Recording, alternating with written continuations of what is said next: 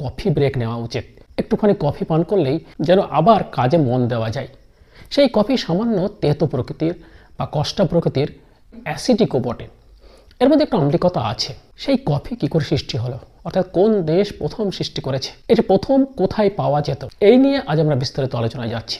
কিভাবে সেটা আমাদের ভারতবর্ষে এলো, ইংরেজিতে সেটি কবে এসেছে, অর্থাৎ ইংরেজি শব্দকোষের মধ্যে এই কফি শব্দটি কবে এসেছে।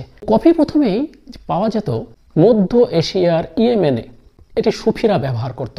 তবে কথিত আছে যে এই কফি সুফিরা প্রথম নিয়ে আসে আফ্রিকা থেকে, অর্থাৎ আফ্রিকার সোমালিয়া এবং ইথিওপিয়ার যে কোস্টাল এরিয়া আছে, সেই কোস্টাল এরিয়াতে কফি পাওয়া যেত। সেখান থেকে, সেই কোস্টাল এরিয়া থেকে কফির বীজ নিয়ে এসে ইয়েমেনে প্রথম চাষ করা হতো। যদিও ইয়েমেন থেকে ইথিওপিয়া পর্যন্ত দূরত্ব হচ্ছে প্রায় 805 কিলোমিটার।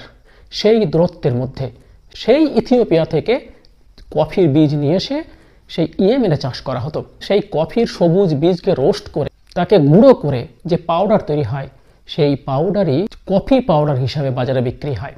সেই কফি চাষ ধীরে ধীরে পুরো অ্যারাবিয়ান কান্ট্রি এবং ইউরোপ এবং এশিয়ার মধ্যে ছড়িয়ে পড়ে।